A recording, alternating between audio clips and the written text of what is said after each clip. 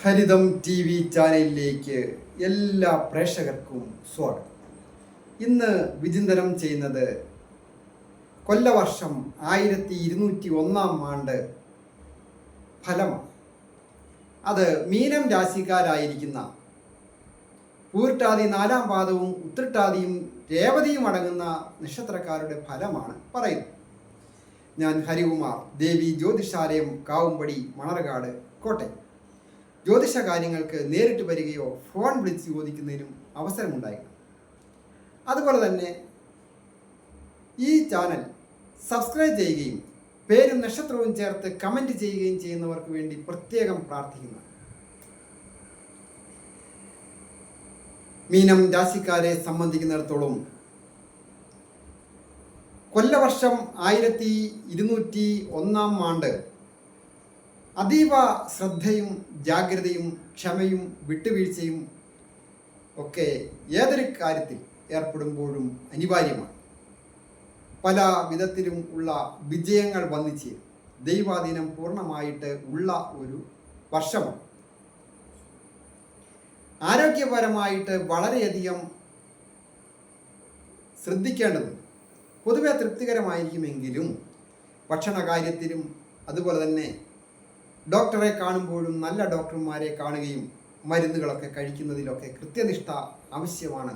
പ്രത്യേകിച്ച് ഭക്ഷണ കാര്യങ്ങളിൽ, ഉറക്കക്കാര്യങ്ങളിൽ കൃത്യസമയത്ത് ഉറങ്ങുകയും കൃത്യസമയത്ത് ഭക്ഷണം കഴിക്കുകയും കൃത്യസമയത്ത് ജോലി ചെയ്യുകയും ഒക്കെ വളരെ ശ്രദ്ധയോടുകൂടി ചെയ്യേണ്ട ഒരു വർഷം.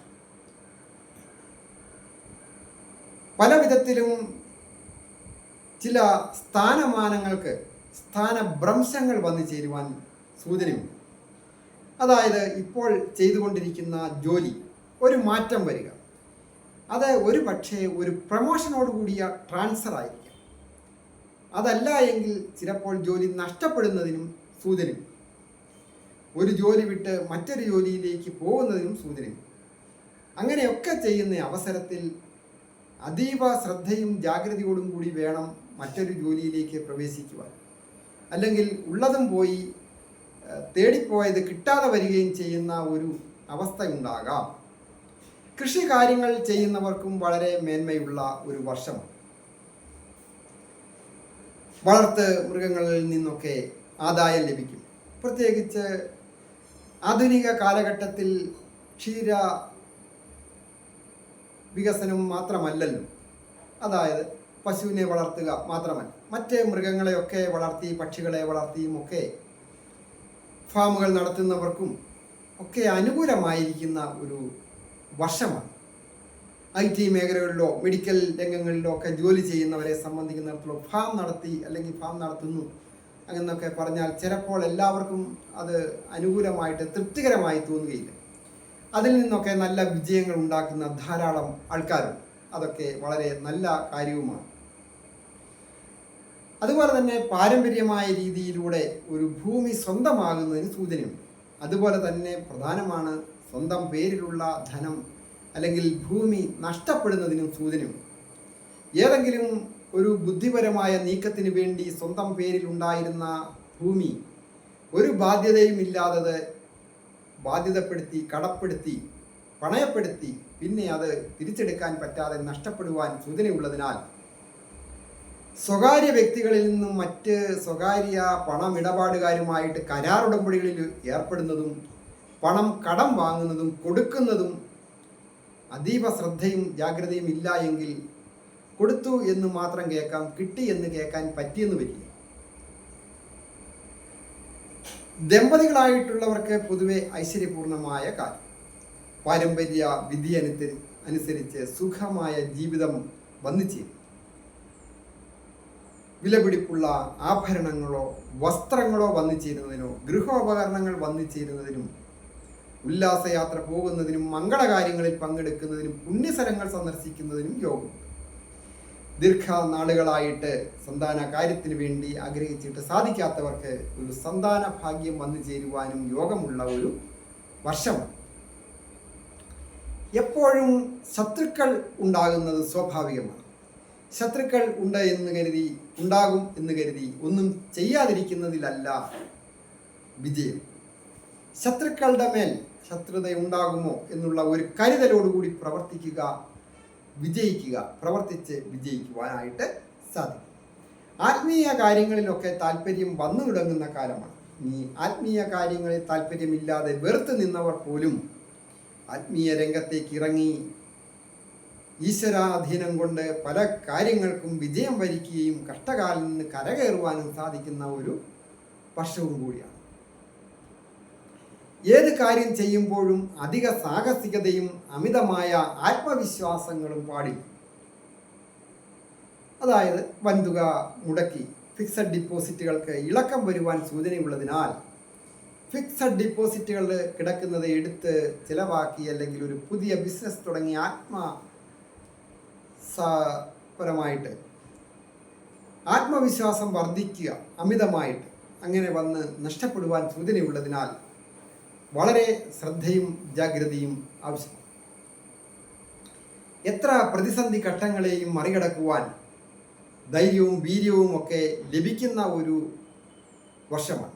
പൊതുവെ ഒരു പമ്മൽ അല്ലെങ്കിൽ അലസത ഒക്കെ ഉണ്ടാകാം, എങ്കിലും പ്രതിസന്ധി ഘട്ടം വരുമ്പോൾ അതിൽ നിന്ന് വിജയിക്കുവാനായിട്ട് സാധിക്കുന്ന ഒരു വർഷമാണ്. അവസരം പോലെ ചില ഘട്ടങ്ങളിൽ അപ്രതീക്ഷിതമായിട്ട് ധന ആഗമന യോഗം വന്നു ചേരുന്ന ധനം വേണ്ട രീതിയിൽ വിനിയോഗിക്കുക.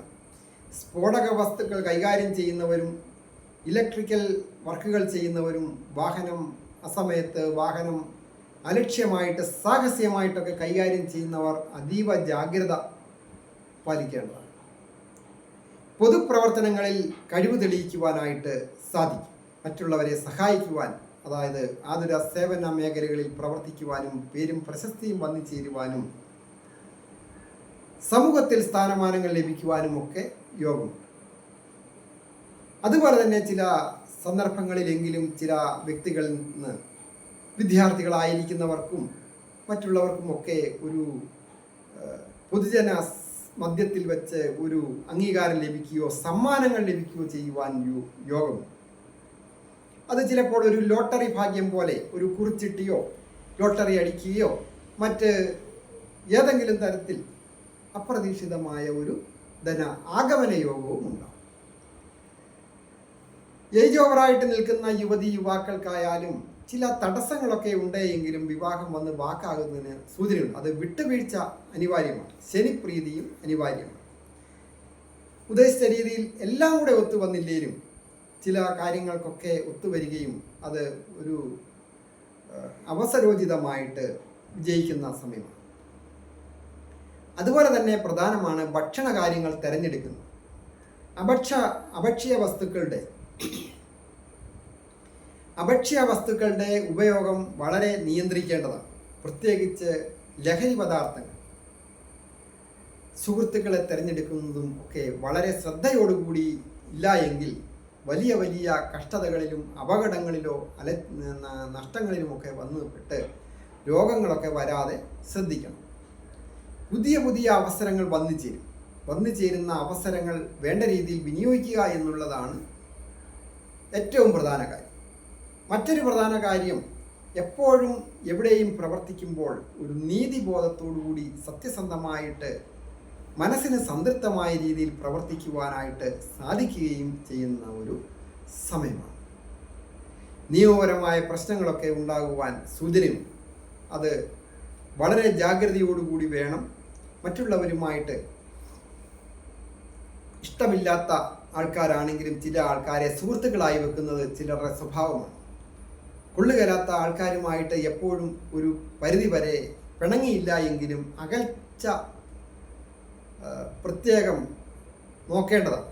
വളരെ ശ്രദ്ധയോടുകൂടി വേണം സുഹൃത്തുക്കളോടൊക്കെ ഇടപെടുവാൻ. മത്സരബുദ്ധിയോടുകൂടി പ്രവർത്തിക്കണം. ഏത് രംഗത്ത് പ്രവർത്തിച്ചാൽ അപ്പോൾ സുനിശ്ചിതമായിട്ടും വിജയങ്ങൾ വന്നു ചേരും. എല്ലാവർക്കും നന്മ വരുവാനായിട്ട് പ്രാർത്ഥിക്കുന്നു.